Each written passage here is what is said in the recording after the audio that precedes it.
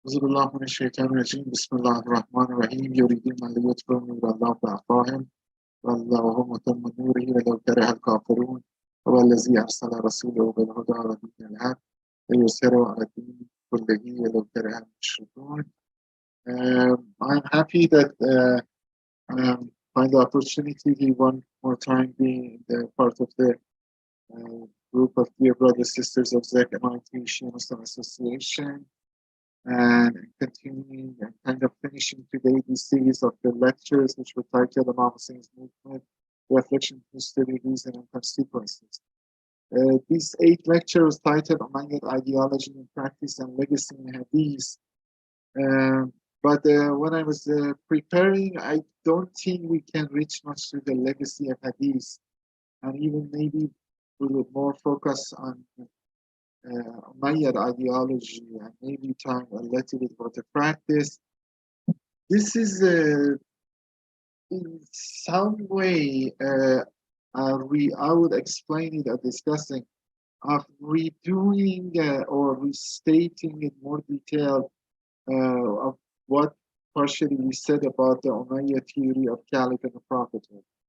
I will explain that a little bit more as we're going through. And then maybe some brief comments early about the legacy hadith.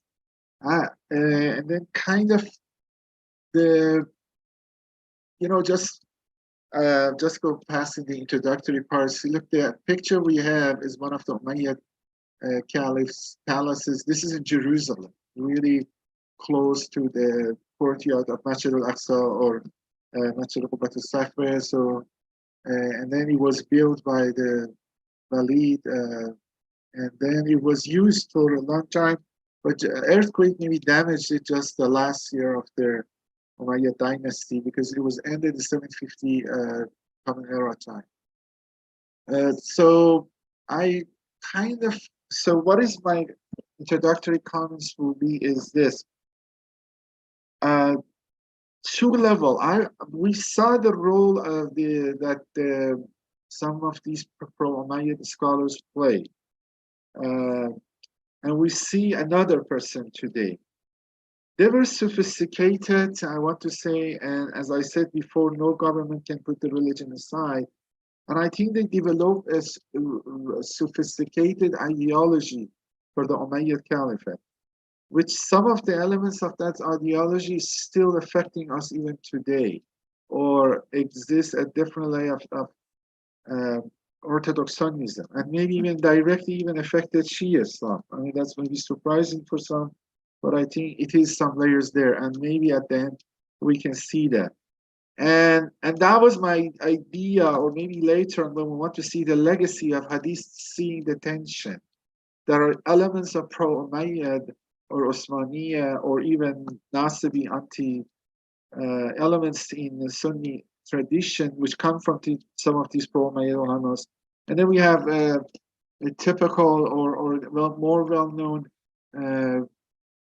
Orthodox Sunni view, which is venerate Imam Ali and Ahlul Bayt. But there are many issues. Their effect is with us. And then what I was going to say is a very more sophisticated ideology than it seems. It's not just, and especially in the Marwanids, you have a kind of I don't know what you have to call it, in Nefab or whatever. It's much more sophisticated. And also the main theme is for our day is that we have to see that sometimes we may deceive ourselves or see other groups that cover much of their political view in a very religious garb, which is attractive, but we have to see maybe it's not very different from what the Umayyad did. And then you see the similarities today. Today's lecture will be a little bit theoretical. I mean, and then I think maybe the devil is the detail, but also in the actuality, the word will be I go a little bit detailed. And that made it, maybe I cannot go to the other topic. I mean, if I want to say something new and different, I think some detail was important. I think it has relevance with contemporary, very, very much contemporary stuff, but I'm not going to derive that relevance. I think the listeners can extract it. If there was a questions, maybe we discuss it. So, and then I have to say, sometimes it still seems miraculous that the movement of Imam Hussein ended that at the end, as I said, later toppling of Umayyad. Sometimes you see how people notice paths of this all religious garb and could cut through it, because it seems something is maybe God's guidance is there. Sometimes we are so thick, so confusing, but it still is there. And then by the rise of Salafism, Wahhabism, by the rise of people like Ibn Taymiyyah, that elements which were really hidden or in the background, the influence of Umayyad is on the rise. Umayyad Islam, Umayyad Osmaniya is on the rise. And then that's behind some of the tensions or some of the strange or cruel actions by people like groups like Daesh or al-Qadi and so on. That's a topic I cannot go through it. So for now, I put it aside. So as I said last lecture, we focus on that religious scholars of the Umayyads. One thing I add today, maybe I give the arguments of Umayyads, but I'm not advocating that. Let me say it. Sometimes they're sophisticated. Sometimes maybe I will not find time to refute them or cut through them. But generally, I want to say this could happen, and nowadays too. That's my point. And so we saw the effect of these, role of these five scholars, and then al-Zuhri. And then interestingly, I had in mind to mention something about that. Last lecture I forgot. It is said that Imam Sajjad wrote a letter to Shahab al-Zuhri. Unfortunately, I couldn't find time to find the English version, but I put the Farsi version, and I think I tried to translate it. And Imam wrote, because we said Zuhri, Ibn Shahab Zuhri was the student of Urwat ibn Zubayr, but he's very influential and collaborated a lot with the Marwani caliphs to very influential development of the Sirah and Hadith.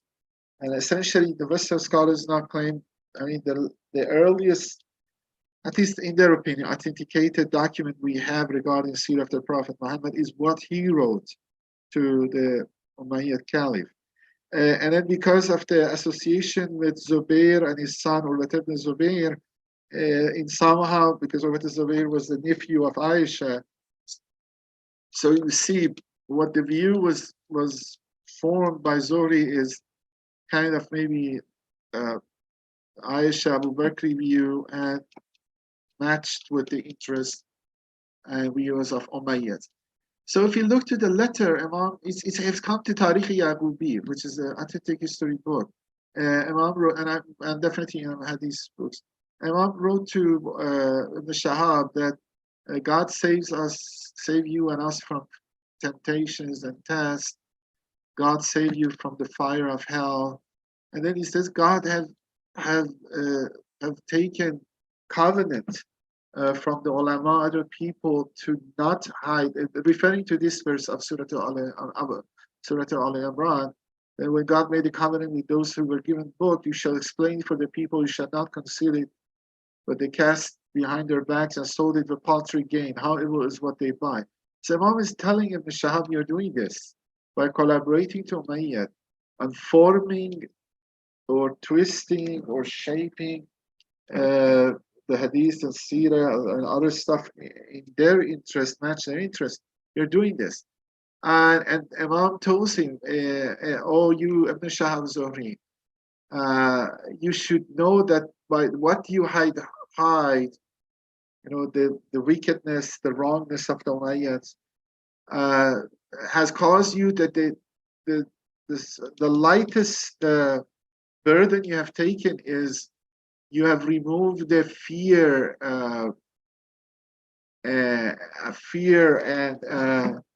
wahshat of which the oppressor has is from his action. You have removed it. So, like you see, at least people, those oppressors know they're doing wrong, and then by the way this Ibn Shahab justify them or help them, that means Imam says helps them to continue the way they're going. So always this kind of caliphs have some kind of scholars, some educated, knowledgeable person helping them. And then Imam told him, is it not the case they have invited you to help them to color up for their oppression? It says to be the access of their meal. Haven't you become a bridge for they reach to their goals? By justifying, smoothing, making hadiths. Haven't you become? Is beautiful letter. Have you become a ladder for the ignorance? And then he says, by doing this, you have made even knowledgeable people doubtful, because that's exactly what's happened. These hadiths which fabricated, these views which fabricated, have confused people, have confused us till now. For example, this age of Aisha marrying Prophet Muhammad has been the problem till now. Just recently, guy showed that it must be fabricated by this son of Urwat ibn Zubayr, the Shahab ibn Urwat ibn Zubayr, which was student both Urwat ibn Zubayr's father and this ibn Shahab Zuhri. Many other things, many other things. And then he said, what you do helps to attract the ignorance, the simpletons.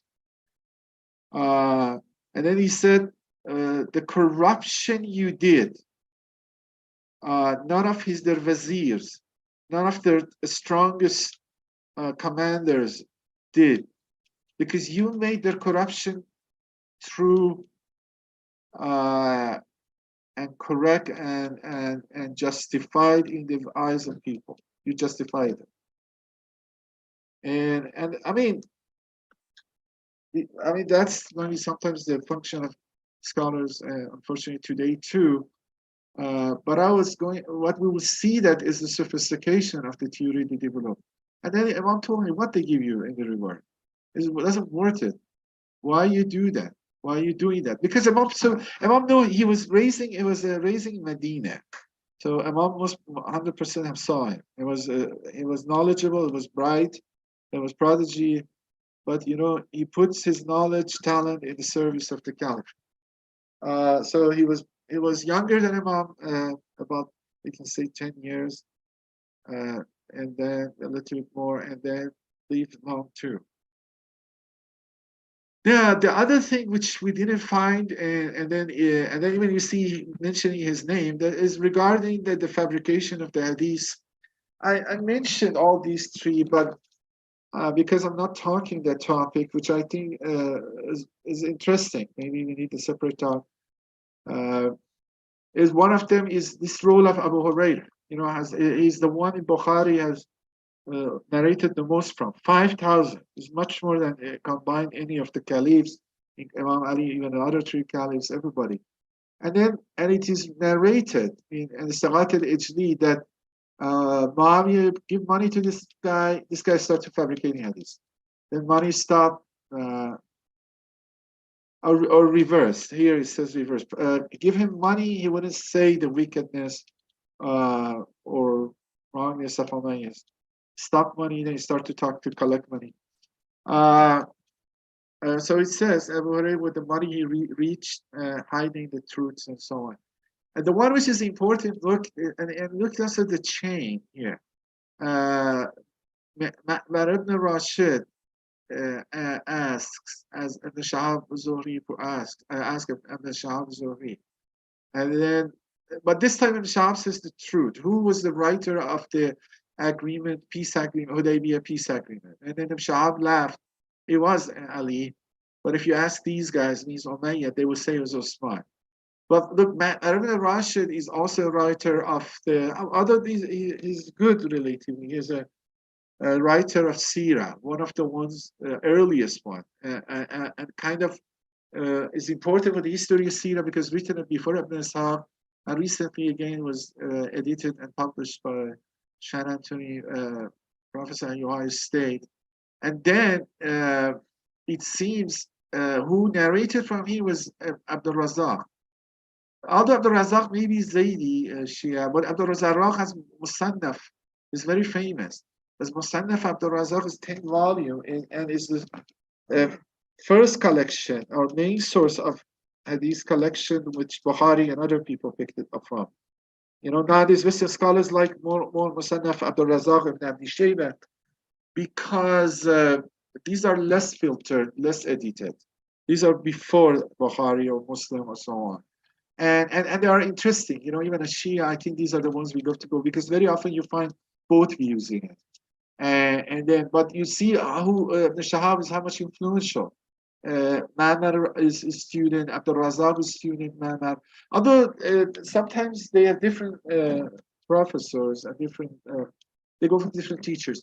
And then, and then the commentator says, look, when there's something which is very clear and established and well-known history that Imam Ali was a writer of the peace agreement of Hudaybiyah is bring under doubt, let alone the other things, especially the Fazal Amir al-Mu'minin, which is true. That's the topic which we don't find time to discuss. There they have really put their poison. Umayyad put their poison. This is the source from Fazal Sahaba of Ahmad Hanbal. So the one I said is the Arabic, the book, and the commentary, and so on. And then another one, which also we discussed it before, is again another caliph comes to the Shahab al-Zuhri, and it was insisting to say a verse, a part of a verse, is instance of the revelation of a verse, which is negative, is Imam Ali. But again, at least this time, Ibn Shahab, it seems that doesn't accept. But he says that it was some guy, Abdullah ibn Ubay, which I'm not sure he was, but maybe. And that's the issue of the Ifka Aisha, which we discussed it. You know, when the Aisha was accused, but maybe wasn't faithful to the Prophet, a verse came and vindicated her. But at the part of the verse was that some people, without knowing, repeated that rumor, but some people were really instigator and promoting it. And God really said, each man among them bears his share in this sin, and for him who assumes its major burden from among them, there is a great punishment for them. And Bani Umayyad were trying to frame the verse, this person was Imam Ali. And you know, that's the other thing. One of the things they did, they couldn't change the Quran, but they really framed it the way they want by going to Sha'anism. Okay, this was the introduction, kind of what we said before, and what maybe we wanted to say. We don't discuss it, but the main topic is here. Is from an article by Professor Wadad al-Qadi. She's Lebanese, and then was for a long time that her work in Lebanon in Arabic, and then come to University of Chicago, was a professor in Chicago and retired. And she did very good, interesting works. And that's the title. You know, I had not read it last time or even before, which I discussed some things related to this topic. I wish I had. This is much more detailed and I think much more interesting. Although it's a little bit later on Umayyad period, we'll see that, but its essence is the same. So this is the kind of the crafted ideology, which you see the roots, some of it started time of Muawiyah and Yazid, but definitely from the time of Abdul Malik and then Walid his son, this was settled, the whole view of what is prophethood, Nabuwwat, and so on. So today, essentially, we kind of, from the rest now to the rest of it, we focus on this article. And then, you know, he herself put it in a big A. You know, the purpose of the present paper is to demonstrate, by analyzing authentic material, how do the two caliphs who dominated the late Umayyad period, Hisham ibn Abdul Malik and Marwan ibn Muhammad, used religious arguments to defend their political power. You know, this is the whole thing, is that how religion was used to cementing, justifying, strengthening, protecting political power. And that's what we're looking. But as last time, what we discussed was mostly based on Patricia Crohn's work and Martin Haynes in the God's Caliph, and was based on letter one other Caliph, Umayyad Caliph, wrote. This al-Walid wrote, which is son Abdul Malik, and that letter is with us. But this one, we will see, it is based off the letters which are from this period. One is the Hisham, which is Hisham after Abdul Malik and with his father Abdul Malik and with Muawiyah are the three big rulers of Umayyad period. Each of them ruled about 20 years. So first is Muawiyah about 20 years, and then Abdul Malik about 20 years, and Hisham about 20 years. And then the last one was so-called Marwan II, which was the son of Muhammad and the son of grandson of Marwan himself.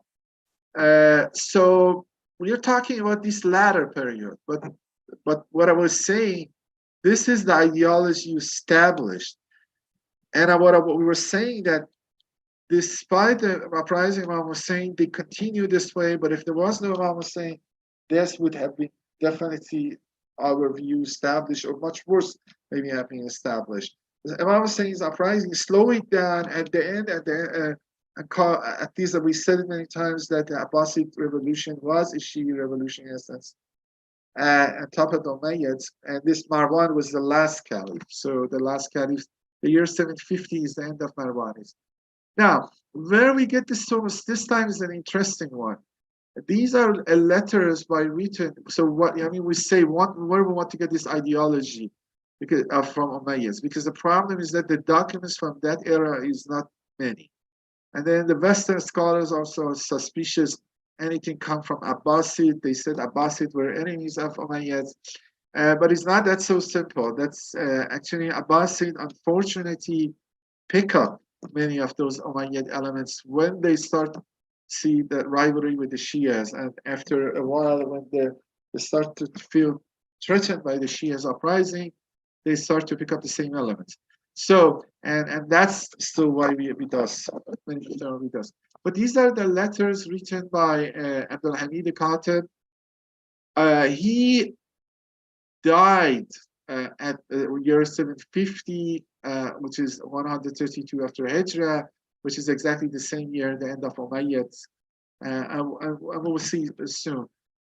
His birth was at maybe 666 after Hijrah, so 5 years after Karbala, maybe time of Mukhtar uprising. He most probably was not an Arab, was a Persian descent, and maybe born in Iraq, maybe born in Iraq, no Farsi. Look, he's famous, he's very important because he's one of the founders of Arabic prose. Regarding what is the influence of Imam Ali is, or other people before them, he was an official katib, speech writer. So, and then the epistolary, the kind of short letters, writings of him are still with us, are taught in the schools, Arabic universities. So, and they're beautiful. And he worked with Ibn Mughaffal, and those both were very educated. Actually, he was a mentor of Ibn Mughaffal, the famous Persian one. And it is a story. First when I was younger, I heard it. The narrator did a mistake, called Jahez. But later on, just a few years ago, 1 year ago, I noticed, no, it was Abdul Hamid said it. I think it's true. So I mention it here, but proving it is not that easy if I want to understand it. Abdul Hamid Katib and Ibn Mughaffal, it seems both were familiar with some of the khutbahs Imam Ali, which we have in Nahjul Balagha. There are similarities. And it's a story narrated by Abdul Hamid. They ask him where you got this your beautiful style of writing, which is beautiful. I'm not saying this is the only cause, but the story says, I've memorized 70 khutbahs or letters of Ali. And then when he referring to Imam Ali wasn't very respectful because he was an agent of Umayyad. But he have access to them. Look, these are kept in divans, offices, and then we'll see a little about him. These are kept records. Like now, a letter to Malik Ashtar. When anything was sent to even anybody, a copy was kept. And many of these were kept in the administrative offices. Umayyad have an interest in bureaucracy. We know from they were kept, and for example, Ibn Abdul Hadid, which was many years ago in the Abbasid period, had access to some of these documents, although he was the librarian, chief librarian, Abbasid. So either you worked in libraries or this Office of Public Records. So Abdul Hamid, if anybody can have access to those, is Abdul Hamid. And then the fact he memorized them, I think we will see some of the words he uses very similar. And then at least the story is that when I memorized them, it helped me to my, like a spring, my talent, my ability to speak elegantly comes up. You see now the contemporary speeches like Abdul Karim Shurush has memorized a lot of poetry or poems of Sadi Mawlavi, and he doesn't hide that he likes to talk similar to Sadi, and then the style of his talking is Sadi's style, but modernized version. So this is happening. So this could have happened, and I think it's that happened. And I think somebody must do a research on it. A good topic. But anyway, so let's read briefly. So Abdul Hamid was born when Iraq around 66. He first worked as a peripatetic teacher and then as a private tutor. He later come to the capital of the Caliphate, Damascus, shortly after 86. He's looking for a job. You know, you're talented, but you don't have tenure, so looking around. When he began his formal training as scribe at Chancery. So he joined to the administration and the Office of Public Records. He met the established secretary, Salim ibn Abu Ala, and who becomes his teacher and father-in-law. So Salim picked him up, trained him, and then most probably married his daughter to him. And he eventually was promoted by 106 after Hijrah. At the latest, he become he was promoted to maybe become the head of the chancery. But from 106, he was writing letter directly for the caliph. And the writing letters, I emphasize, is not that the caliph said they write it down like just writing that. No, they're speech writer. They write this speech for the caliph.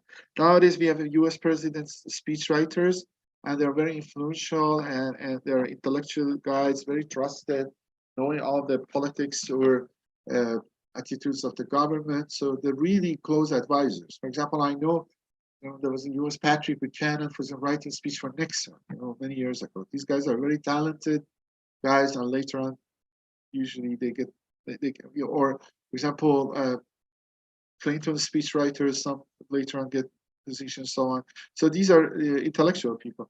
And then at around 114, he was appointed. Now, this is important. So he was working for the Shahab, but for whatever reason, he was appointed to go to now work with one of the governors, Marwan ibn Muhammad, which later became caliph. But he wasn't destined to be caliph.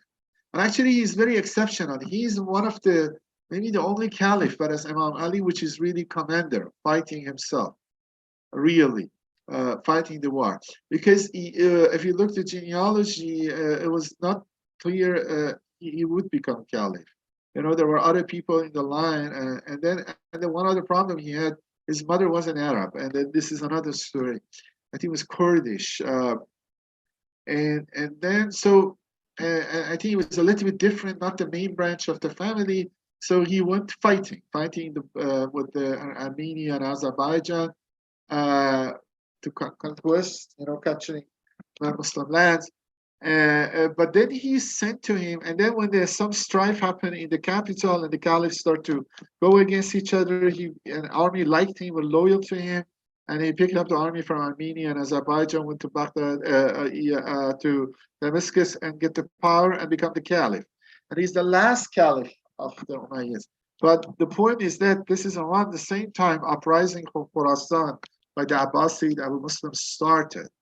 And then what happened is that when they were successful and overthrowing Umayyads, they both killed Marwan. And then it seems Abdul Hamid was very closely associated with Marwan, which he was killed too, which Ibn Mughaffal wasn't killed. Ibn Mughaffal was working with the Umayyads, but switched to Abbasids.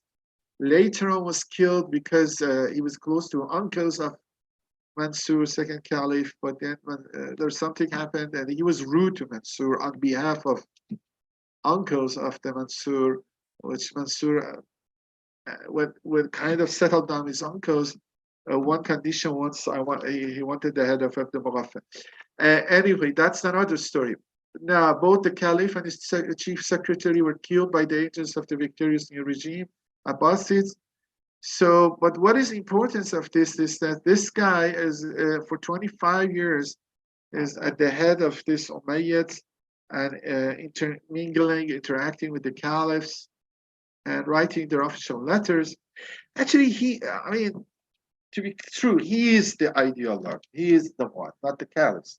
He is the one who makes this sophisticated ideology of the Umayyads. And so that's what we want to emphasize. Okay, the point is that Ibn Nadim says that al-Hamid's writing, at least at the time of Ibn Nadim, which is already 300 years after al-Hamid, is 1,000 pages. So at least by that time, they still have 1,000, maybe folios, so 2,000 pages. So it's huge, back to back. But now we only have 50 pages left for us, 50 back to back, 100 pages. And then there are different type of letters. Some are private, some are public, some are fragmentary, some complete. But despite of this, still, as we said, his prose is readable, his prose is beautiful. And then as we see, there are lots of material in it, even in this very, maybe 1/20th of all his writings, even at the time of the Nadim, still is informative.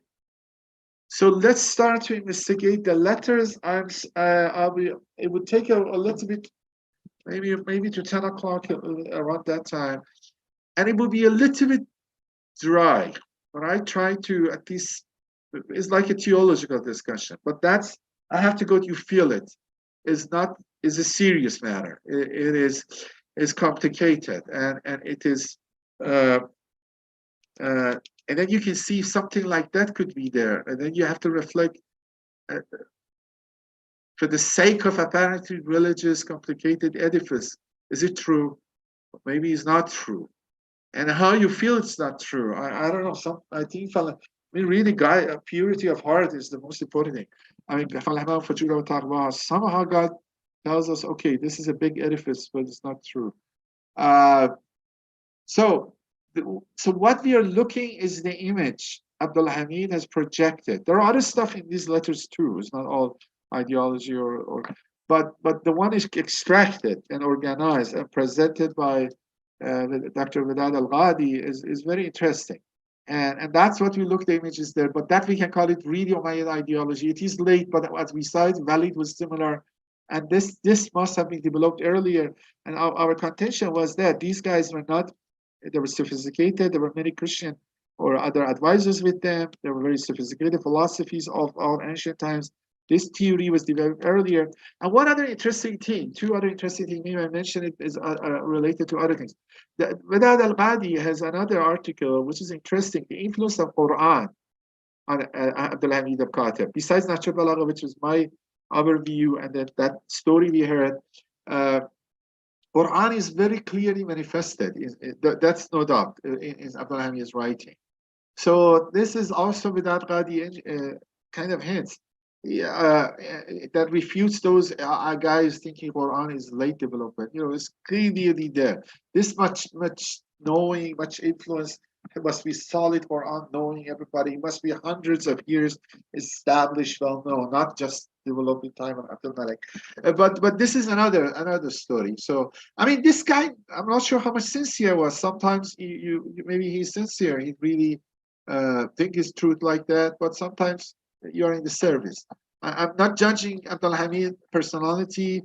It's like Ibn Shahab. Regarding Ibn Shahab, we know what is there even before Imam Sajjad's letter. Abdul-Hamid, I personally didn't dislike him, but I don't know much. When I read a couple of things, it was interesting. Nice, beautiful prose. So what is the ultimate message of these letters is that the Umayyads on whose behalf they were written are the supreme sovereigns of the Islamic realm, to whom complete obedience is rightfully due. These two slides are essence of it, and then I expand on it. I mean, so if you looked at these two slides, you know the message we should get. The other one's showing you detail. And then what he says, this is at first is a political message, a claim to absolute political power. Why we should accept him as a ruler, what they should decide, who gets what, as we said. They are deciding. But what Wadad al-Qadi adds is this: as presented in the letters, however, this claim is given a religious dimension. And then when we have this kind of mixing of religion and politics, it's good to see this model too. And then to see whether when we are mixing religion and politics, how we are similar, how we are different. Don't we do some similar mistakes or some other thing? Okay.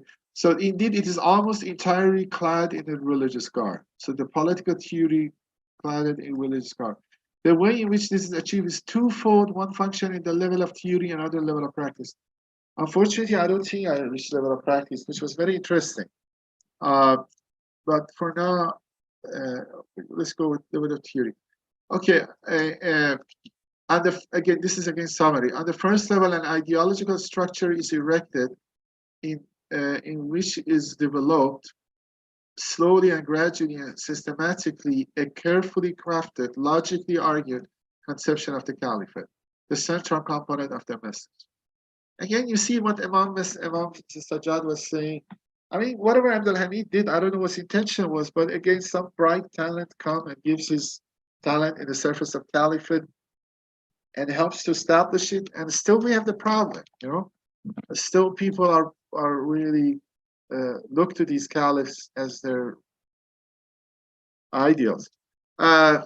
This structure first gives the caliphate a natural place in the Quranic vision of human history, from the time of creation to contemporary times. After that, it makes a comparison between the caliphate and prophethood. I mean, we have to be a little bit on guard if we see some other people are doing the same thing in our time, at least whether they have done the mistakes or not. It then establishes a particular relationship between God and caliphs. As a consequence, it makes the caliphs in charge of the rightful religion, Islam, Din al-Haq. It then concentrates on the main component of this religion and decides that is obedience. These are all the steps we want to explicate today. From that, it draws the conclusion that obedience to the caliph is a religious requirement. So you see all these steps, we go a little bit more detailed. At the level of practice, the letters paint a highly religious picture of the contemporary Umayyad caliphs, so that they appear as the consummate models of piety, the defenders of God's cause on earth, the champions of true religion. I mean, for me, Shias, this sounds strange. But the problem is that we only model of Yazid in mind. Yazid was obnoxiously the other side. Muawiyah was more smarter, but this Marwanid was the harder one. They were really start to image themselves champions of Islam. The champion of true religion, the upholders of Prophet Muhammad tradition, the protectors of Muslim community, and thus witnesses to God's historical plan for man, and the means of salvation for the Muslims in the next world. Okay, so for now I will go to the ideology a little bit detailed, maybe the next 40 minutes, I don't know. And then if really I finish sooner, maybe we can look briefly a little bit to some interesting part of the practice. In order to understand, so I put sentences, I try to simplify it. I read it this way, I think will be more accurate, but sometimes I explain. If you have questions, also you can interrupt me anytime you want. In order to understand the place of caliphate in human history, the letters give one the impression that human experience in the world in general has to be comprehended. So nicely started. And the letters do indeed offer a comprehensive explanation of the world, one in which God plays as a central a role as does man. So man and God playing in the whole history together. The human experience is thus fundamentally seen as expression of the dynamics of the relationship between God and man across the history of human race on earth. I mean, this looks modern too, although I know the wording is modern, but conceptually is not very alien. God's image in the letters follows closely his image in the Quran. Look, this is the first part. They really put the foundation, is very attractive. This is the foundation is nice. Everyone's, oh yeah, this is correct. But as interestingly, Wadad Qadi adds, so the image of God is very close to a Quranic image, but with a measure of selectivity. So they choose the ones which they prefer. Essentially, al-Hamid. These are the letters of al-Hamid, and al-Hamid is the ideologue, the writer. So, and that's a promoted. And some of these letters I didn't discuss. Some of the private, some of the public administration, but some of the proclamation should be read in public. So these are all the case. God is the one and the unique in divinity. So look this wording. God is the one and unique in divinity. بِوَحْدَانِيَتِهِ فِي فَرْدَانِيَتِهِ فِي إِلَهِيَتِهِ. I really felt when I was with this is like natural Balagha style, especially Fardaniyatihi. So I mean, somebody knows this stuff should look to this more. The Arabic version of Abdul Hamid and the natural Balagha. He's the creator of all things. His sovereignty is mighty. It manifests itself in his power over his creator, so that he deems small that which is great. He planned things with his knowledge and wisdom, hope, determination as and power, qudra. So there's nothing here we disagree. We all agree. God's knowledge is uniquely immense and mustaqsir bil ilm al ghaib. He knows on the scene. He's the only one who knows the hidden side of things. And then God's will, because this is more important what they care about. As for God's will, it is of such greatness and power that it decides, actually not theoretically what happens to things, since it is executive in nature. So when it wills, it happens. It's not just say, okay, I want to do it. That's again. And then he used the word nafizan iradatuhu fiha. Executive in nature. So his will of God has penetrated, has nufuz in nature. So that means it exists. It wills, it happens. And that both with regard to the course of living and to the determination of their extinction. So God decides what lives and what doesn't live, when it ends, when it will come to existence, when it extinguishes. As such things do not happen except with his determination, taqdeer, and do not except at his appointment, ta'jeel.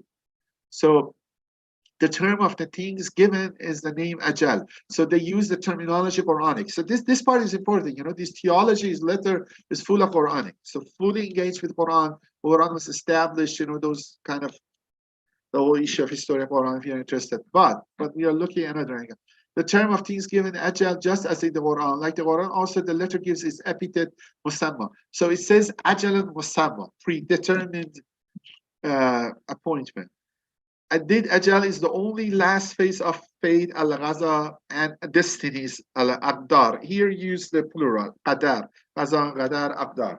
So this issue of ghaza, qadar is big deal in the philosophy we said regarding the determination of freedom or predestination, which I don't think we have time to go. We let me talk before. Thus, when one's ajal death comes, one should accept it with patience, resignation to God's decision, and going through that you feel these are not some irreligious people, secular mind people. So, but then also you should ring your bell if somebody comes very religious, political theory. The fact that a starting point is religion doesn't justify that all the way to the end. Resignation to God's decision, and taslim la-amrihi, and above all with contentment of God's designs, al-riza bi-qada'ihi wa qadarihi, for this gives God satisfaction. In short, the relationship between God and man is one between possessor and possessed, a relationship of possession mode where God's lordship will be a reign supreme. God's image thus present is a towering and almost frightening one. I mean, this is interesting. Frightening, maybe, I guess, I didn't check it, but I think maybe without al-Qadi is Christian, so frightening. I mean, but is all powerful? This Islamic part is both is close and but is also transcendent and immanent. So this part is transcendence of God. But then she complements it. But there is another side to it in letters, one which demonstrate God's benevolence, lutf, this is lutf, and justice towards man, its expression seen in history of mankind and earth. And here the letters bring two fundamental concepts of religion and prophet. So now start to go one step further. So you see you have a sophisticated ideologue start to talk. So now we come to the prophethood. Following following the Quran fairly closely, letters repeat the idea that God selected. So use the words istafa wa ikhtara, chosen or choose. All religions, from all the religions. So God chose from all the religions, adyan and milal, a religion, his own. So choose Islam to be his own religion and was satisfied with it. These are all related to Quranic verses. He further sent to mankind a series of messengers such as Noah, Abraham, Moses, Jesus, in order to explain them this religion as a guide to his lordship, a proof of his messages, and tendering of his warning and his threat. So again, these beliefs are Quranic, we all believe. The messenger with whom he sealed, Khatman Abuba. The prophetic series is the Prophet Muhammad, the messenger who brought to man's God's select religion, Islam. So this is very different than Yazid Muawiyah. That's my point was. We are dealing with a group which is have really taken the mantle of garb of Islamicness and take it seriously, at least in the appearance, for justifying why they're ruler, why they're in power. According to the letters, Prophet Muhammad was sent to the world at a critical moment in the history of humanity, when corruption has spread far deep, when the signs have become erased and hidden, the ways dispersed and scattered. Jahiliyyah, we know what was the case. And the other religions are fighting, empires are fighting, so on. Prophet Muhammad delivered the message of Islam. He was sent with faithfully to his community. Prophet delivered the message. He was sent with faithfully to his community. Those whom God made the best among mankind, called them the Muslims, and pledged to make them victorious. So it's not that the old school are posing with the Christians or common believers or so on. The emphasis is to the Muslims. That's with Muhammad's message. I mean, this is again, some people like Fred Dunner start to say, no, initially the emphasis is believers, not much Muslimness, then later on it changed after Abdul Malik. But okay, that's another story another time. Thus, with Muhammad's message, God's religion was perfected, equality, which we use as Shia too. What I want to notice that, and that support my view that Abdul Hamid read Imam Ali and knows Shia's view very well. Usually, this ideologue should know what is the opponent says. A good Marxist ideologue should know something about capitalism or vice versa. He knew, and kind of you see what he does. He pick up some of the elements of Shia and makes it his own. And definitely what the verses Shia is very insisting, equality and so on. His way sunnah set straight, and because this is the verse of we think equality is the Qadir. His way sunnah set straight, and his law Sharia may triumph. Again, this is from Surah Ma'adah, which triumphed. And then, okay, Prophet Muhammad passed away. This is how they're making history. What was the history? We saw some of this at that fifth lecture. But that fifth lecture, was long because the occasion of Prophet Muhammad's birthday, we a little bit talk about his name appearing on the coins, and then we go to the theory. I think this is a better explication and give you a better sense of it. So for all that the letters have had to say about human experience in the world is authentically religious, drawn either from the Quran or from Islamic tradition of the time. Yeah, none of us we disagree. From a strictly religious perspective, the letters should actually stop here. For with essentially chronological structure shows over the system of ideas in them, God, religion, successive messengers, Islam, Muhammad, there is nothing that could come next. Essentially, one says. But we Shia believe Imama, and then the letters, however, do not stop here. They simply continue to recount the history they have set out to trace with the clear assumption that it not end with the demise of the Prophet. And indeed could not, since the Prophet community was still there, and so was God's religion. So again, this is true too. Kind of, again, related to Shia view. So there's a community of Muslims and a religion of God. So we need somehow the two Kitabullah or Etrat, the two supplying. So some part of idea is correct.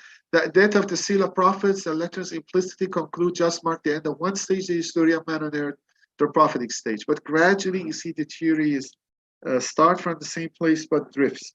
A new stage emerge after it, succeeding it. This is the caliphate stage, which kind of we saw it before, but again, better emphasize here. And with this, the letter give the caliphate a naturally legitimate place in the history of mankind, a religious one for that matter.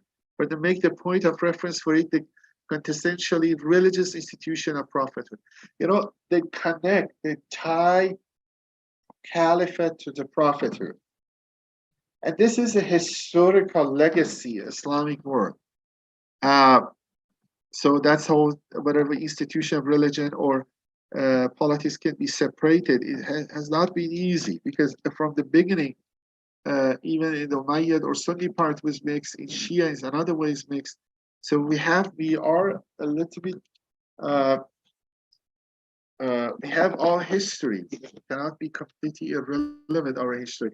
As I said, in West was a little bit different. Papacy and kings were separate. There were two swords. And that separation wasn't here in Islamic world. So that's another story, but related. Now, we go to the second part. There are 4 parts here, and then shorter and shorter as we go forward. The Caliphate and the Prophethood. So then they start to develop 3 ideas. So the first part, we didn't have any difference. Everything they say, we agree, it seems reasonable. The letter makes these ideas clear, that the Caliphate inherited prophethood. This is interesting. Whether prophets inheriting from prophethood, does prophets put anything to be inherited? We thought there is none because they said prophet, anything is for charity. Although they, for the Ghazi Fadak, but now they maybe say, okay, spiritual matters are inherited. But then again, we were believing that the Prophet Muhammad doesn't designate anybody after him. That was Umar's view. But you see gradually the twists coming very slowly. And then you see this is more a Shi'i view adopted for them, picked up by them. That it was God who made the inheritance choice. So who inherit this is a nas here, kind of. And that this choice actually honors the Prophet Muhammad and rewards him for taking charge of his community during his lifetime. We kind of explain this more, but he says, no, this choice that somebody succeeding him is an honor for him, to keeping his legacy alive, protecting his inheritance. But in what way did the caliphate inherit prophethood? Yeah, that's the question. The most obvious thing is that caliphs were made to preserve the affairs of the Muslim community after the last prophet's death, and that is, they were put in charge of it. I mean, one way you can look at it is more purely political, that, okay, if I become Wasi in the sense protecting the Muslim community, the community of Prophet Muhammad. Protecting means the security, build roads for them, make good economics for them. There's more secular matters, which it seems Muawiyah at some stage claimed when he conquered, after peace treaty when he entered in Kufa, he gave a speech which seems like this kind of more secularized view. But anyway, but the inheritance cited then is often on the level of the leadership of Muslim community. Maybe this is the first level, political leadership. But what the letters implies that once the people have is a little bit more. What the people accepted this to call to a certain religion, for example, Islam in this case, they become the responsibility of prophet who introduced them to the religion they accept as their own. So you see, they go back. We said some prophet invites some people to a religion, and people accept it.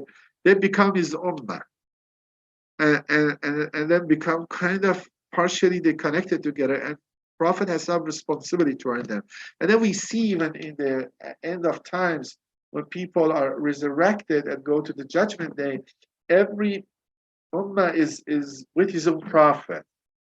Christian with the Jesus, of Jews with Moses. That's how they're categorized. Not, for example, alphabetical letter or the age they lived on earth. No, a Muslim is there. And then prophets are interceding on their behalf. So kind of, again, they use this element, this imagery.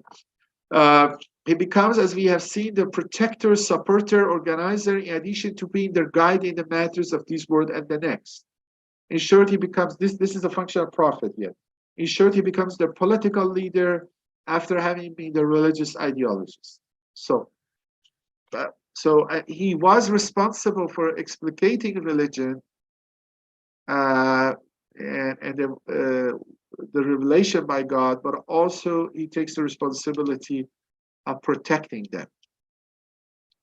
And then this view, I mean, this view is strong. I mean, I think most of Muslims, Sunni, and then many Shias believe this is true.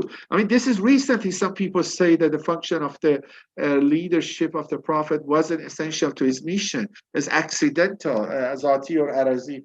And then he could, maybe if he was not invited into Medina, he wouldn't be a political leader. But here kind of says no, no matter what, he will be a leader because he's responsible to Ummah. The form will be different, but I could be the leader of a, for example, minority, like the patriarch of, for example, Jewish people living in Poland.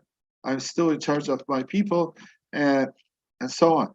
So to recapitulate, let us consider the caliphs as heirs to the prophet, the last one who was Muhammad, the prophet of Islam. Look, it kind of it considers the function of prophet. We will see two functions. One is receiving the wahy or a revelation from God and telling the people about, I mean, communicating it to people and inviting people to religion. But when people accepted the religion, they established a prophet is in charge of them. And then this domain, they said the caliphs would have inherited. So they inherited his place as the leader of the Muslim community. Since this inheritance is not given any restriction in the text mentioned above, we can assume in principle that this leadership is defined explicitly in the letters, both religious and political leadership. This is the interesting part. So it's not that just a secular view or political view, just on protecting the borders, securing the roads, making good water or agriculture and so on.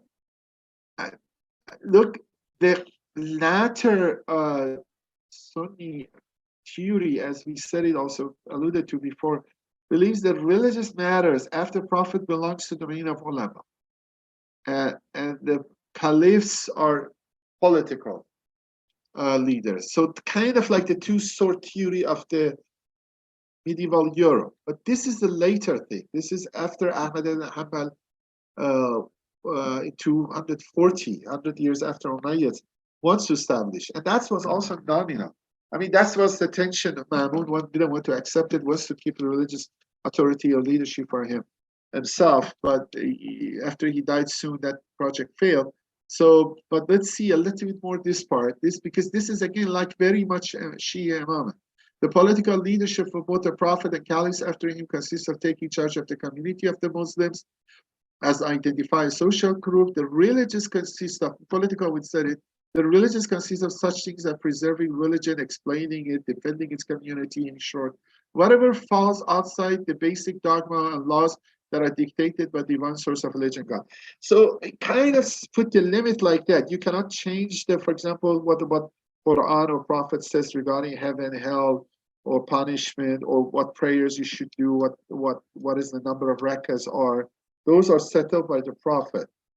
But the other ones are with the Caliph. But again, you see, they also start to make that by ambiguous, by making fabricated hadiths. So maybe that started from Muawiyah, but this is a theory. You tell people to attract the best. I mean, practice. I mean, you have the best constitution, democratic constitution, completely maybe. That's not the paper theory. I mean, in practice, things may completely change. That democratic constitution may be completely circumvented. But the point is this. Okay, this is the part. Now, political and religious leadership of people after the Prophet, they said what falls within the sphere of religious dogma is not part of what the caliphs inherited from the Prophet, officially is accepted. So nobody can give fatwa against the Prophet's Muhammad. This part is strictly the property of the messenger, and after Prophet Muhammad, there are no prophets anywhere in human history. In addition, since the basic dogma of religion of Islam had been perfected by the time a Prophet died, as the letters also state, following the Quran, there can be no room for adding anything to that. So this part kind of set a board of which part of religion they can touch or not. Now, this is still, I think, the second part there wasn't anything we cannot agree with it. I mean, more or less we agree. First part we really completely agree. Second part was so okay. Legitimate inheritance, what they mean by inheritance, who inherited, and so on. But this is the third and fourth part that the transition happens smoothly. It was by God's choice that the caliphs inherited prophethood after the demise of the last prophet. That's God's choice. That's not the traditional Sunni, at least now we have. Although some start to claim Abu Bakr was chosen by Prophet, uh, but then you have to be suspicious. Anybody claims or feel they have been chosen or discovered or gosh, somehow they were the choice of God uh, from beforehand. Uh, anyway, if you want contemporary, look at it. But let's look to what they were saying is this. The importance of this claim lies in two things. Look, this is a sophisticated political theory. And then we read all the Western political thought. This is ours too. I think nobody in Iran in any university reads what political theory of al-Hamid al-Katib is, or even Ibn Muqaffa. I don't think anybody, that we should. Anyway, the first is that the caliphate is given a position analogous to that of prophethood. So this is start to slowly move, to the direction which is a little questionable. The first is that the caliphate is given a position analogous to that of prophethood. Since prophet too is a choice of God, and the second is that the appointment of the caliphs bypasses their prophet position and that of his community also. So its roots are made to lie in God's will rather than prophet's prescription or in the post-Muhammad historical realities of the community. Yeah, this is interesting. So because their choice of God, they get direct connection with God. And then prophets were chosen by God, not caliphs are chosen by God. And they're not chosen by people or historical realities of the community and so on. See, this is a very small shift, but then it is a big results come out of it. The picture one could draw will be then as follows. God gave men prophets. The last prophet passed away. God took things to his hand again. He created a new situation to take care of the efforts of the community of his last prophet and continue to protect his religion. This was caliphate. Look, we have to look at that. We Shia also we divide. Okay, part of it true. I think Imam and above that. But what about after Imam? I mean, do we have a new institution instigated by God? Or what was it? I mean, light family is or not, or how similar it is, how it is not, what we should put. The best proof for it, okay, now look, I wasn't, I had in mind, but this is the next slide. Actually, they use the word walayat and in the letter, and there are two walayat. Abdul Hamid used walayat al-Ahdallah, walayat al-Ahd al-Muslimin. And then this walayat is exactly the use of the word walayat. Walaya justifies why they should rule. But look, there are two elements, and actually we have these two elements too. One is chosen by God or getting it done by God, and one somehow bay'ah or walaya with the people. So what is the rule of the bay'ah or vote or election or people? But the prominence is that this is chosen by God. People have no role in it. We have theoreticians which completely say, like I miss what, that there is no role for people's chose election. There is nobody. It's God's chosen. So so let's read it. The best proof is that the caliphate is actually called. Is one of the proofs. Is that there is a Walayat al-Ahdallah, and that is translated the tenure of the mandate to rule by God.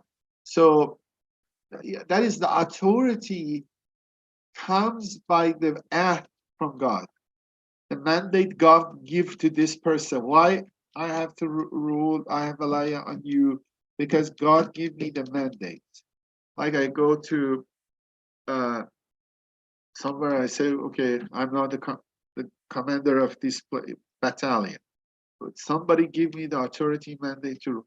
The expression is so important that it requires separate analysis, especially in view of the fact that it happens after another parallel expression, Walayat al-Ahd al-Muslimin. This is the authority comes from the mandate Muslims give to this guy. That was the claim for Osman's election. But remember, they used the title Khalifatullah, which we come soon to. Now, there is no ambiguity whatsoever in this sentence. This is what al-Ghazi says. As I said about the position of the letters with regard to the source of Caliph's authority. It is God, it is He who gives the Caliphs the delegation to rule the Muslim community. The conclusion is not contradicted by the expression the mandate ruled by the Muslims. Why? So, I mean, is it people mandating the guy to rule, or is God mandating the guy to rule? And then he says, no, it is God, and there is no contradiction, because the mandate by God is much higher, and the mandate by people means this. This expression refers, in my opinion, to the historical practice of the late Umayyads, among others, to seek the oath of allegiance of the Muslims once they appointed their respective higher apparent. The case of the higher apparent Malik too is the clearest in this time. So, again, we have it for Yazid too. This guy is chosen by God, and then he used his own successor, and then people just say, okay, we accept what you have chosen. I mean, essentially, it's formality, or what is this mandate? Is not really the mandate, because as we'll see, it cannot oppose the decision of the caliphs who chosen by God. God appointed the caliph, so the party which places the caliph and his crown prince in power is God, and God alone. The caliphs hence rule with a direct mandate to do so from God, not through God's prophet, nor through prophet's community. Look, a theory which says the leader is discovered, is chosen already, and this is more, there's no role for people, is more similar to this theory of al-Hamid for Umayyad. I mean, good or bad, it is. Another proof of this stance of the letters with regard to the issue of the source of the caliph's appointment. Another proof of this stance of the letters with regard to the issue of source of caliph's appointment to office is the fact the caliph is referred to Khalifatullah, which we talk a lot about this. Actually, that was Patricia Crone's more detailed discussion, which we did discussion about it. So thus one can conclude that the letters consider the caliphs to have a direct relation to God with no one intervening between him and them, not even the Prophet Muhammad himself. If the Prophet is Rasulullah and Nabiullah, so is the Caliph Khalifatullah. In that the Caliphate stands on par with Prophethood, gradually shifting it, very small. I decide, I feel what I think, I'm talking with God, I will answer God. In that the Caliphate stands on par with Prophethood, both of them are related to God without intermediaries, both of them being themselves intermediaries between God and the community of the believers. So bring off the Caliphs, put it besides the Prophet. At the same rank of prophets. The letter which we studied in the fifth lecture, the letters bring the position of the Prophet and that of Caliph even closer. I'll finish by 10, okay.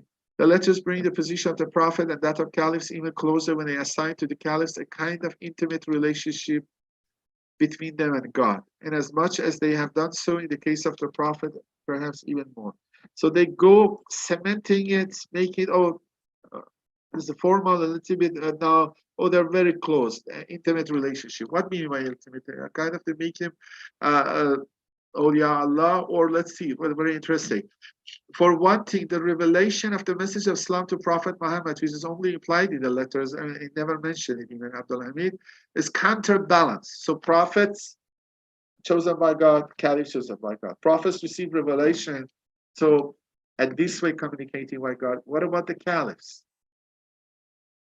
They receive inspiration, al-Ham, which the letters say are what God gives to caliphs in order to guide them in handling the affairs of the subject. But that's the question.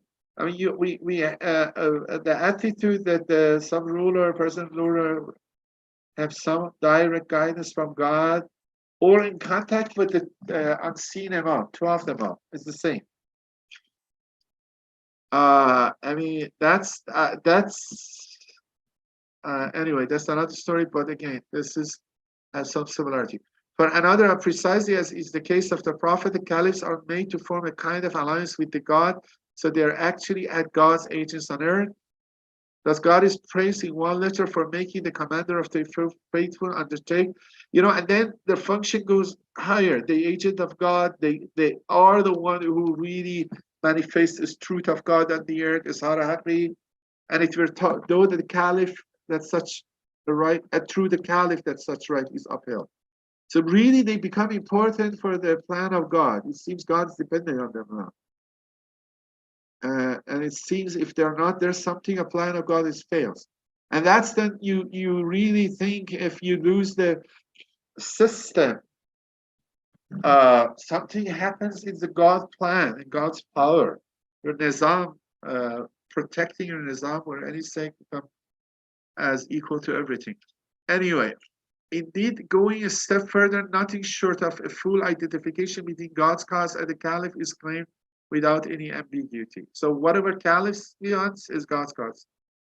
The text reads, remaining that God has granted to the commander of the faithful that he would lend his support to those who support the Caliph and his enmity to those who transgress against and are hostile to him. Look, they are making God value a lot. Actually, this is again adopting from Shia. Even Wadad Ghazi says that this is very similar to what in Prophethood and Caliphate is said. So this is al-Hamid is taking the one that's for Imam Ali and make it appropriate for caliphs. Look, the text reads, meaning that God has granted to the commander of faithful that he would lend his support to those who support the caliph and his enmity to those who transgress against or hostile to the caliph. There was the prayer of the Prophet Muhammad regarding Imam Ali, that those who love him, love him. Those who hate him or enemy of him, be enemy to them. Or those who are enemy to Ali are enemy to me too. Now this is even not a prayer, it's already accepted. So anybody enemy to the caliph is enemy of God, enemy friend of the caliph, God is his friend, and support him. And it is at this point that we come to a climax of the claims made for the relationship God to the caliph. God is the caliph's protector, supporter, and friend, his value. I mean, so they're going historically back, you know, they really are absorbing Shi'i elements and projecting on the caliphs. And they're effectively their imams, Shi'i Imams. Just unfortunately, wrong person had chosen all the power. And but we have to look at it for contemporary too, because some of these words you see, just using a word and putting a title doesn't mean the content is there. Authority to execute God's punishment. I go faster because they really want to be able to exert force and power, because that's at the end what's keep the political government establishment be protected going forward, or the regime stays. So this intimate relationship between caliphs and God gives the caliphs, according to the letters, a precious standing on God's side, one of authority to execute God's punishment if necessary. So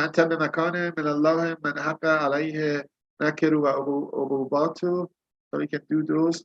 Indeed, the caliphate occupies a very special position in God's religion itself. So the two of them, Khilafah and Deen, are close enough to be put on par with each other. So, you know, gradually Khilafah and Deen are become the same or so close because they're a very special position in God's religion. Caliphate equal Deen, Deen equal Caliph. But the Caliphate attains the highest possible elevation. It becomes as essential to religion as prophethood.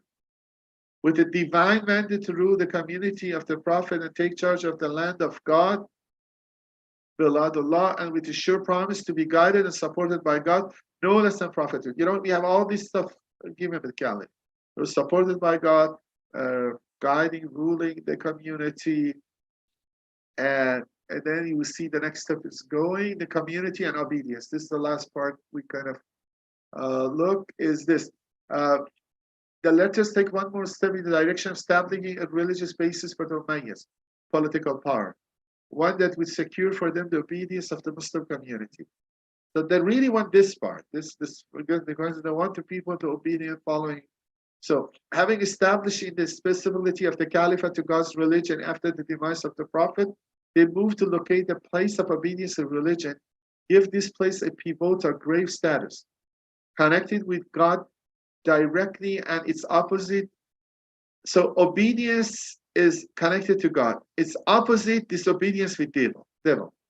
and from there proceed to give obedience and disobedience their intended political dimensions. So, giving a religious meaning, a religious connotation, and to both obedience and disobedience, but they want the manifestation in political domain, which is different.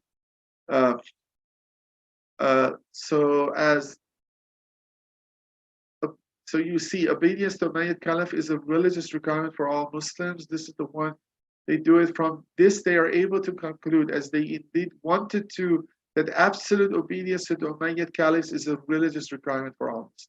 They were looking for this.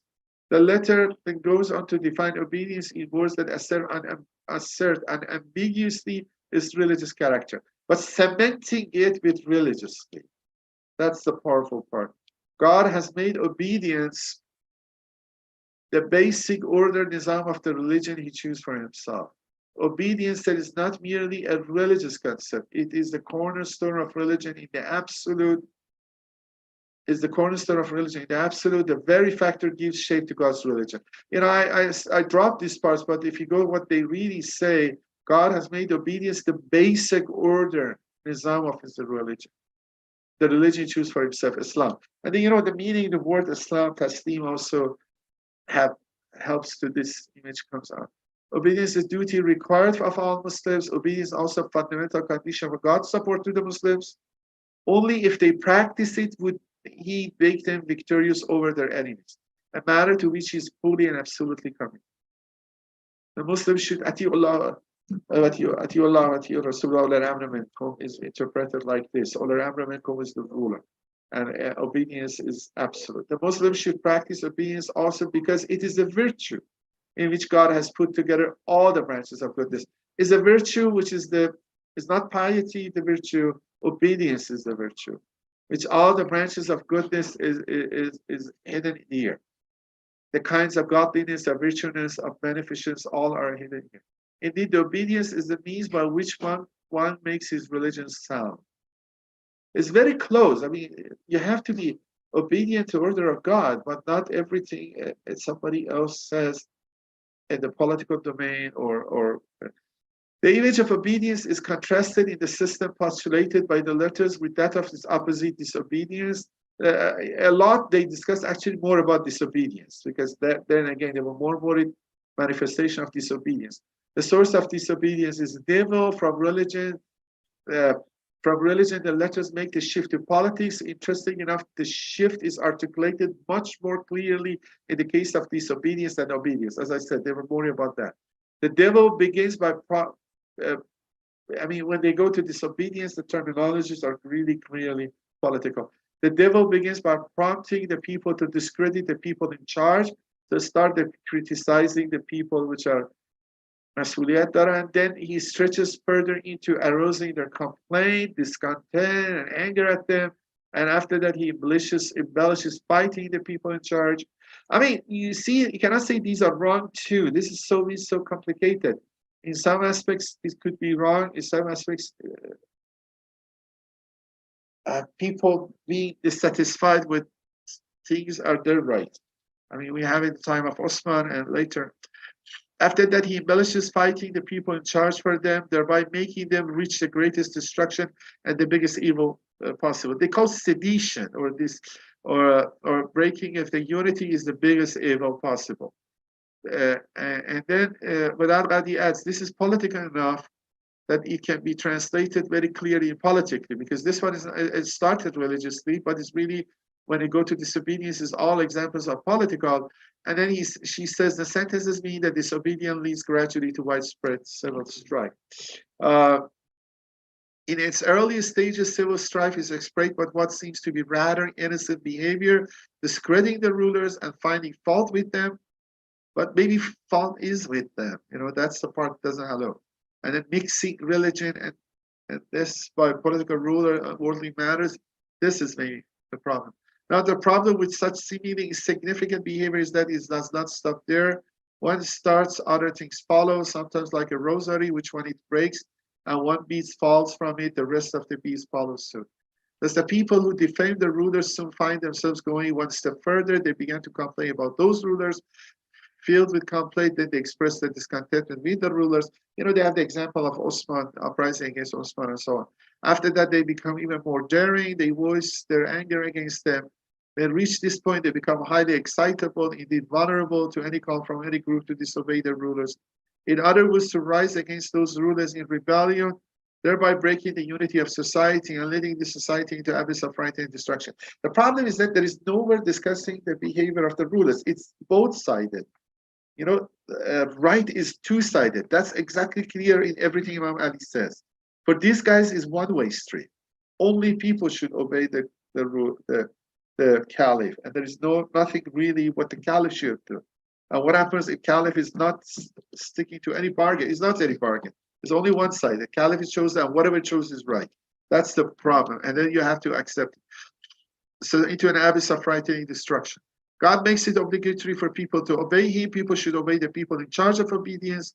That the caliphs have absolute political power. If they choose to rebel, the caliphs simply crush them, empowered to do so by God, and God would guarantee their victory over them. Look, this is the theory. I mean, the practice, we don't have time. I will stop it. But you know, the complication is like that. It seems both sides are saying similar things. And then as Quran says, you know, we are doing the right things, which is exactly what the Umayyads were saying. But you know, and somehow people, that's interesting, notice it. And then when you go to the practice part, people see their behavior, people see their accumulating wealth. That's and the one of the discussions was there. Why you guys have to decide who gets what? And then you're making palaces, corruption, and people are destitute. So all these things was boiling up, and then, I mean, the practice, maybe another time we can talk about it. So I will finish it with this verse, which, and then really, really truly هو الذي أرسل رسوله بالهدى ودين الحق ليظهره على دين كله ولو كره المشركون. It is he who has sent his apostles with the guidance and the religion of truth, that he may make it prevail over our religions, though the politics should be averse. لطفاً صلوات ختم. Allahumma salli ala Muhammad wa ala Muhammad. Thank you so much, Dr. Ghoddoussi. It was wonderful. I can imagine each of these topic. I mean, during these 8 lectures, 8 sessions, each of them is still, one can sit down and then maybe expand it to a few more sessions, basically. But I think it came to a good foundation, these 8 lectures. Hopefully in future we can go back and maybe focus on some part of it and then expand it more. That's my feeling. But yes, I think I have to.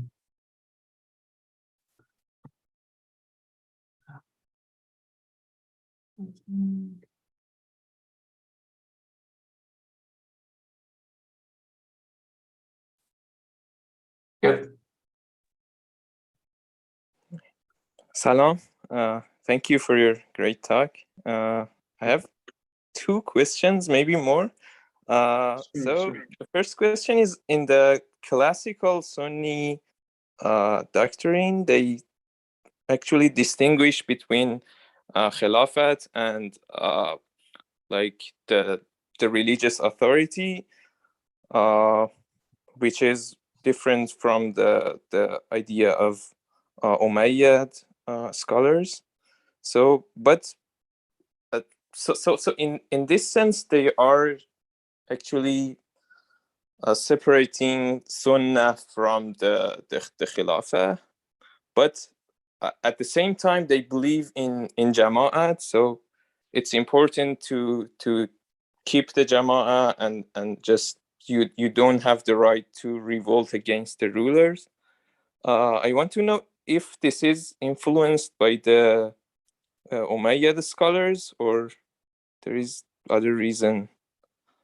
You know, kind of, you know, what the Patricia Crone book wants to show, that the idea of Sunnis was that this was from the beginning. And even the Abu Bakr and Umar didn't have any claim to religious authority. Uh, but then he disputed that. And I think with some of the Shia traditions, we know that there are cases Umar really have decided a matter of religion, like Hajj, other things. There are few Hajj or temporary marriage, other stuff. So sometimes the injunctions were religious, not just political. Even they legislate religiously. But what Patricia Crone, which we discussed it mostly in the 5th lecture, showed that they use the title of Khalifatullah. At this lecture, I didn't go much of Khalifatullah. That lecture was more, but it's complementary or kind of overlapping. When you pick up the title Khalifatullah, then you will see has much of religious connotation. So essentially, like Shi'a Imams or this Umayyad Caliphs, there wasn't no separation. This Sunni back projection is wrong. Again, as we do it, like for example, we think Marja'iyya exists from just the beginning of the Kubra. But Marja'iyya is very recent. This unified Marja'iyya is after the telegraph was established. They can communicate between. So you have Marja'iyya in Iraq and so on. So some things, or Risalas, so some things are much more recent. This theory was more recent, and but gradually ulama were opening and jockeying for positions, and maybe even we have to look how this. Honestly, this is a good idea to talk about it. How this class of ulama developed. There are many research on it. How they find their position. How they get the curve it for themselves. First, al-Hadith started. They say we are the inheritance of the knowledge of Prophet. We know the hadith of the Prophet. So then Fuqaha came. But is something gradually came. But even Abbasids, there are examples. Even Ibn Mughaffal tell Mansur, get it for yourself, claim it for yourself. But Mansur doesn't see himself as strong to do it, avoid it. But his Mamun wants to do. That's I'm saying the idea that the Caliph is the also arbitrary religious matters and not only secular political matter as one sort theory, not two sort theory. Mamun wants to do that. And that's Mihna. That Mamun did two things in his life, a little bit strange. One, choosing Imam Reza as the Waliyat at the beginning of his caliphate, but at the latter year, he started a battle. And then if you look the battle, the idea of the Quran is makhlooq or al-Qadim or something. It's not a common street man's view. He choose something, just be a fight, doesn't reverberate in the streets, make a problem for him, but it's between him and the ulama. And then he choose something to tell them what I say is true. For example, if you have to pray Friday, pray on Wednesday, you pray on Wednesday. And that is kind of a stick to them, put them in their place and get the upper hand to them. But he wasn't successful because he died soon. And then after him, the successors, his immediate successor wants to follow it, but the Mehna break down. And that's the time they get this Sunni ulama, they took them, slashed them, they go to jail. And this legend of Ahmad ibn Hanbal developed. Ahmad ibn Hanbal kind of become was Ahl Hadith too, the champion of the ulama. And that's from that time, at least theoretically, the Orthodox Sunni is really shaped by Ahmad Hanbal in many levels. And that's a time, ulama claim, we will decide religious matters, you are the executor. And then, other theories also develop, like Khulafa Rashidin, that is a 4 caliphs, which I was intended to talk. The other part of the talk, which we didn't, essentially it's 3 parts, we didn't do the practice to, was about this. That still the time of Ahmad Hanbal, or at least 100 years of Umayyad, there are Usmaniya or pro-Umayyad scholars which are really hostile to Imam Ali Ahl Bayt. There are other ones say the Fazail, but these are also these guys. And what Ahmad Hanbal did, some of them didn't accept the Khilafat Imam Ali. What Ahmad Hanbal forced was that, there are 4, and Imam Ali was established, a compromise. But then the Khulafa Rashid is from there. But so what I'm saying is that your question, I think, is the latter construct, and maybe also initiated from. And the other thing I said last lecture, we have 2 classes of ulamas from even time of Umayyads. One, work with the Umayyads, which the one I showed to you, and get the positions and all the judges and all the appointments, you know, mansubat, chizay intisabi, will reach go to them. But you can have like what we have now in Hosa today. You can have other ulama which they are there, like Abu Hanifa's students. They're there, they're knowledgeable in their kufa, they do the talk, they do the discussion, but they get the position, they get a political position. Political position is controlled. We have like that, you know, not everybody gets the to this appointed positions. There are some class of group of people, other people are so that was the case too. And then gradually these ulama, because maybe the dislike of the rulers or so on, people start to see of the ulama. And then I think Imam Sadr or Jafar Sadr also helped to that too. I mean, we have to see what this class of ulama, especially the transition, how shaped, how consolidated. I think it's a good research point. And your question is valid, but I think at least this part we have to put it around. I don't know, I answered you a fair question. Yeah, you answered, but it's complicated. I actually got confused. So I was always confused about the idea of like the like what's the role of ulama and how it's different from Khilafat, and just how the idea of Sunnis historically constructed. But yeah, that was a good answer. You know, even Krohn says, look, this Umayyad caliphs have Shi'i view. Only bad people will oversee. They didn't see the separation. And if Sunnis claim we were from the beginning like that, if you look the Patricia Krohn book, other ones, no, they were not like that. This is a bad projection of something 200 later to earlier. That mistake happens. Even despite they claim it wasn't like that at the time. They may claim always was like that. No, it wasn't. And then in practice again, also you have to look. Even I know Mamun was defeated, but it's not always against ulama. Always, I mean, ulama now have apparently the power, or but then behind the scene they need aren't twisted. Or although I mean, Abbasid other rulers came too, so it's complicated. But yeah, apparently the religious matters is decided by ulama, which is like any scholarly community, and the whole issue of ijma and those kind of stuff coming in, like a scholar community of physicists or I don't know, engineers decide the civil code for constructing buildings. You know, it's not the government decides, but some scholars coming from that community. But yeah, I was saying it's more complicated, and at least that story narration, the Sunni orthodoxy, the street people tell you, is not historically that simple and true. I mean, yeah. Yeah, and I think we need to think about the ulama that were Ahlul Hadith.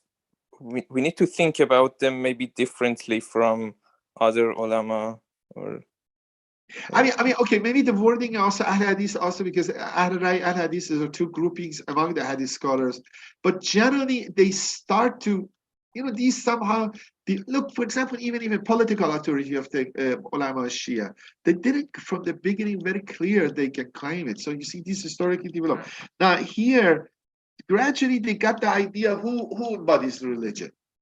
I mean, these scholarship, most caliphs didn't have it. Ma'mun was an educated caliph.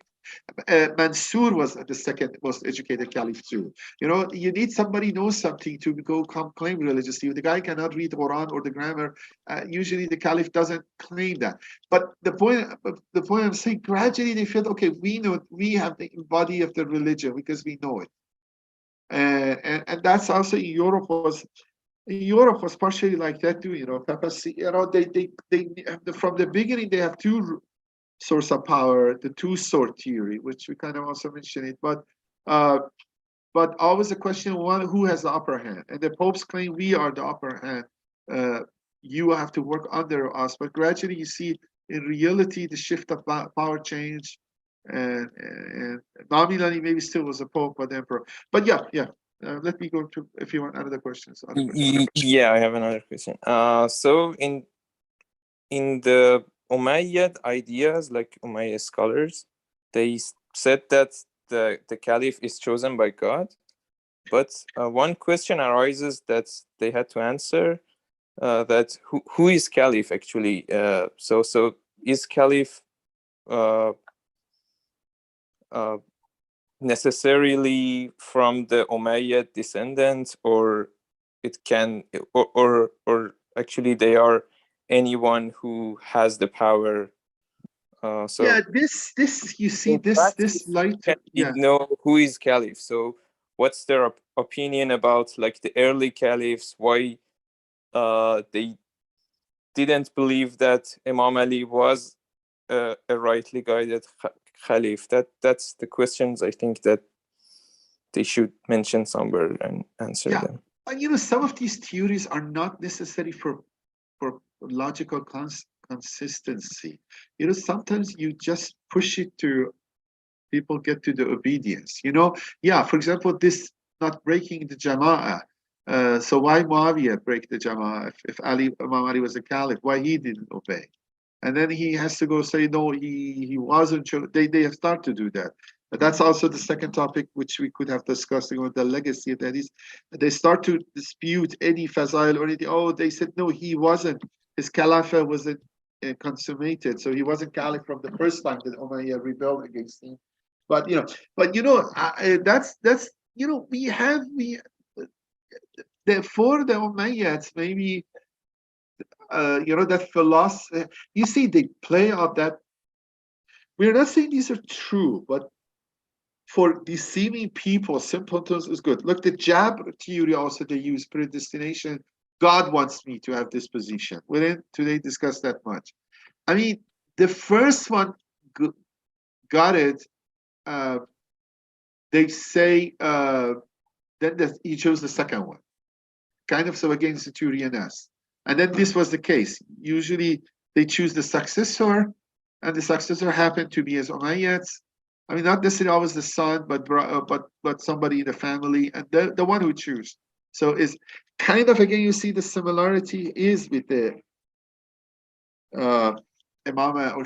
So they say we choose it, and then that's what the Caliph, choose is what the God wanted to. And then that's I'm saying this if doesn't have any other to back it up, is dangerous. If you claim somebody is God wants somebody be there and other people discovering it or something like that. But yeah, it wasn't consistent, and I don't think many people after that also accepted it. But later on, the theory of caliphate still accepted obedience. That's one of the problems of Sunni political authority. آقای خاتمی has a good book آیین اندیشه در استارت خودکامگی. He explained it. The theories become problematic after that. Essentially, anybody has sword, get the power, then people should obey. I mean, the theories are, yeah, exactly. The obedience. So you see, the obedience is legacy of Umayyad, so entrenched. And then you see Jamaat. But who's the caliph? They don't care about much.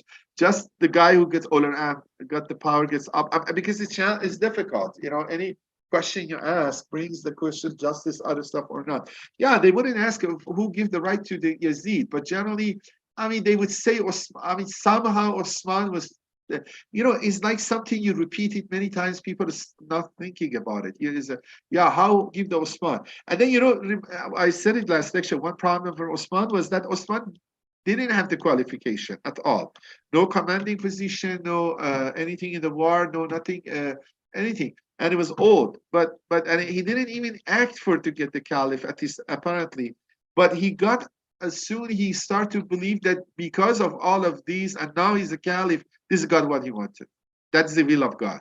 That's the most important, self-deceiving part of it. And then when he got the title of Khalifatullah, yeah, I mean, how we can say is Muawiyah is there? Maybe was the one responsible for avenging the blood of Osman, and also they have done some of the like what Shias had to be Bani Hashim or Quraysh, you know. So they are Qurayshi too, so that worked for them, and they have also fabricated some hadiths. Maybe the ruler should be from Umayyads or something like that. But yeah, the question is not logically, yeah, conceptually, the question is not answered. Who really is caliph? Why who is? I mean, who who give the Muawiyah the right to choose the Yazid, or and after Yazid, who choose it? And I clearly we know it's the other people choosing. But these questions sometimes not these are, that's what I'm saying, these are for bombardment of they're not looking for logical consistency or logical persuasion. They are looking for obedience. They're looking for bending the wheel, not persuading the mind. And then by hammering it, repeating it, by mixture of fallacies and truth. Yeah, that's the question, but that was the case. Yeah, always the case. Yeah, thank you. Thank you so much. Thank you so much, Mr. Maharami. Good to see you. Yes. So I think we're at the end of the session. Once again, thank you so much. It was a wonderful opportunity, and still I think we will go back to these lectures later and perhaps in detail some of them and some of the questions. I know you had also some other ideas to discuss more, but inshallah we get back to them. I think maybe this was just the beginning, these 8 sessions to establish the foundation. But if you have any closing remark or anything. No, you're welcome. Thank you much for giving me the opportunity. I enjoyed the meetings. It was a very wonderful journey. It was it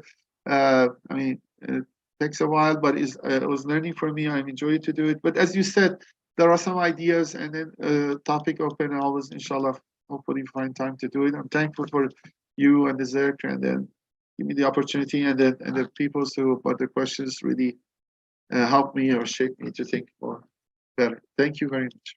Inshallah. Thank you so much. Assalamu alaikum, everybody. Till next session. Thank you. Thank you.